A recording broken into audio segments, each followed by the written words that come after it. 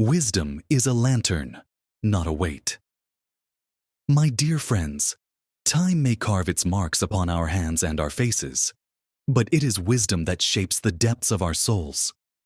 The years that stretch behind us are not shackles upon our feet, nor should the lessons we have learned become stones in our pockets. No, wisdom is not a weight to be carried. It is a lantern to be lifted high, a guiding light for the path still ahead. Too often, the world whispers to us that age is a burden, that experience is a slow accumulation of sorrow and limitation. But I say this is a grand deception. What you have gained is not a heavier load, but a brighter flame. It is not the weight of years that slows a soul, but the refusal to let wisdom shine forth. There is a curious thing about light. It does not diminish when shared. When one candle lights another, the darkness does not press in further. Instead, the glow spreads, pushing back the shadows. So it is with wisdom. The more you offer it, the more it grows. Do not hoard it like gold in a locked chest. Cast it forth like the dawn upon the hills.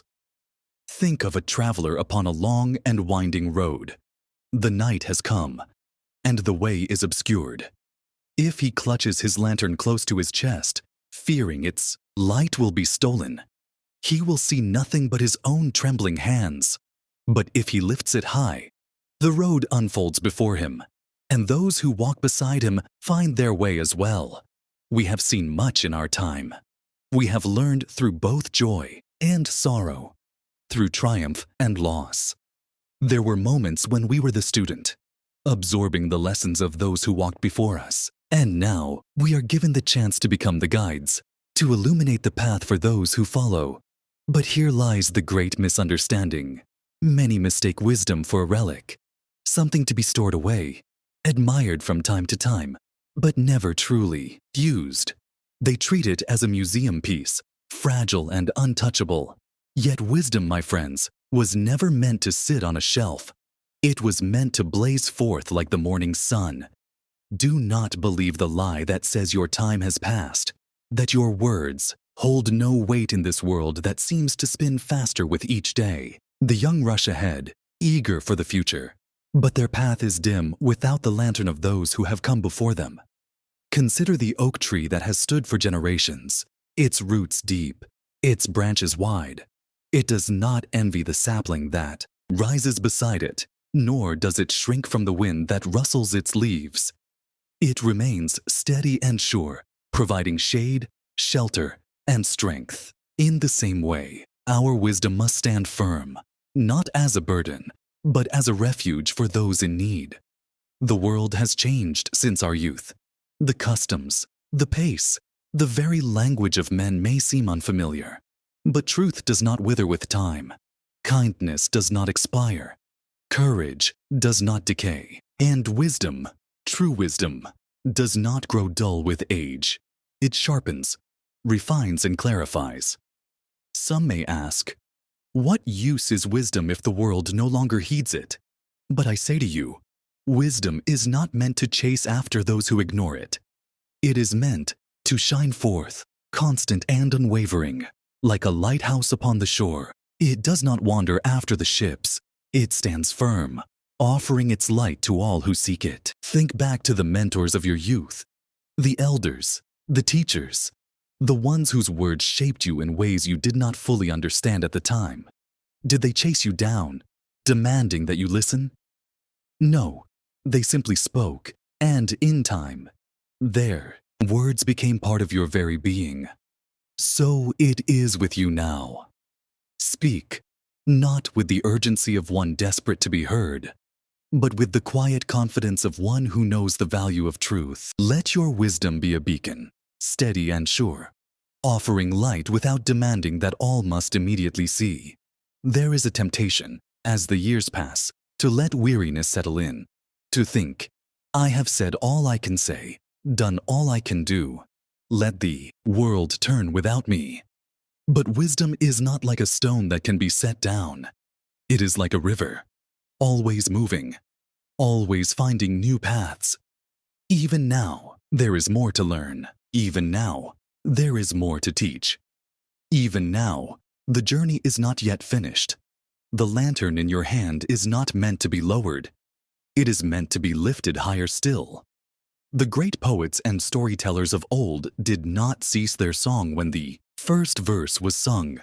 They pressed on, weaving tales that would outlive them, crafting words that would echo through time. So must we continue, offering the lessons we have learned, knowing they may take root long after we are gone. Do not fear the silence that sometimes follows wisdom. The young may not always listen in the moment, but the words of the wise have a way of planting themselves deep within the soul, waiting for the right season to bloom.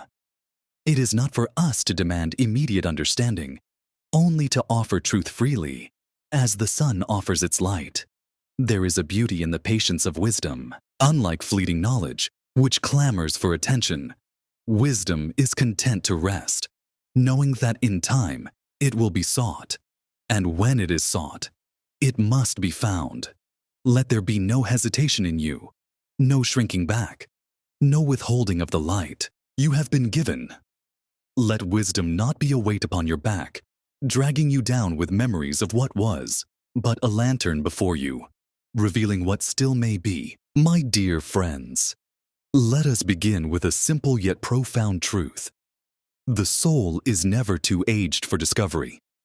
Just as the stars do not cease to burn in the vast heavens, so too does the mind remain alight with wonder, no matter how many years it has carried upon its shoulders. The body may grow frail, the hands may tremble, but the soul, the soul, is as fresh as the morning dew, ever eager to drink in the knowledge set before it. There is a temptation, often whispered by the world, that learning is the business of youth, that past a certain threshold, our minds are locked, our abilities fixed, and our journey through wisdom's halls concluded. But this, I tell you, is the gravest of falsehoods. For to cease learning is to cease growing, and to cease growing is to abandon the very essence of life itself. Consider the trees. Standing tall in the autumn of their years, their leaves may wither and fall, yet their roots deepen, their trunks thicken, and they gather strength unseen beneath the soil. So it is with the mind that refuses to be stilled by time. Knowledge is not merely for the young and the restless. It is for the aged and the steadfast, those whose years have prepared them to see more deeply, to understand more keenly, and to cherish more fully. Have we not all encountered the one who insists that wisdom is a matter of experience alone? That the pages of books hold nothing for those whose hands are wrinkled with time?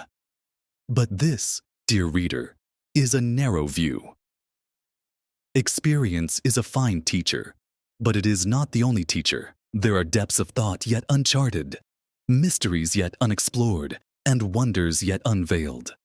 And who better to pursue such riches than those who have learned to cherish them most? The mind, much like a lantern, does not dim with age unless neglected. The flame flickers only when we refuse to feed it. Yet how many believe that their best learning days are behind them? How many accept the lie that the mind's doors have been shut by the simple turning of years? Let them hear the truth now. The doors remain open, if only we have the courage to walk through them. A lifetime of wisdom is not a weight to be carried, but a foundation upon which new understanding can be built. The scholar of youth learns quickly, but without depth. The scholar of age learns with patience, but with far greater insight. The young see the surface, but the old have learned to see beyond it. And in that, there is an advantage that time alone can grant. If the seasons of life were meant to bring only endings, then winter would have no purpose but to bury. Yet winter does not merely bring death. It also prepares for the birth of spring. The mind that continues to learn, even in its winter, is like a garden that refuses to succumb to the frost. It is ever preparing for new blooms, for new life, for new understanding. It is not the lack of ability that halts the pursuit of knowledge in old age. It is the surrender to complacency. The moment we believe we have learned, philosophers, inventors, theologians, poets, many of whom found their finest ideas in the latter half of their lives. The mind that is willing remains open to the infinite possibilities. Before it, think of the traveler who believes that every road has been walked, every sight has been seen, every story has been told. Is he not the most blind of all? For the world does not cease to turn simply because he has grown weary. No, the world continues, its great symphony, and those who listen will find new melodies, new harmonies, new truths waiting to be discovered. Age is not a barrier, but a gateway. The young may sprint, but the old know the endurance of the marathon. The young may gather facts, but the old discern their meaning. The young may hunger for knowledge, but the old know how to feast upon it. Let us then put away the thought that learning is reserved for the early chapters of life. Let us reject the notion that wisdom is a burden rather than a beacon. Let us cast aside the lie that the mind is bound by time, for in truth, it is the most timeless thing we possess.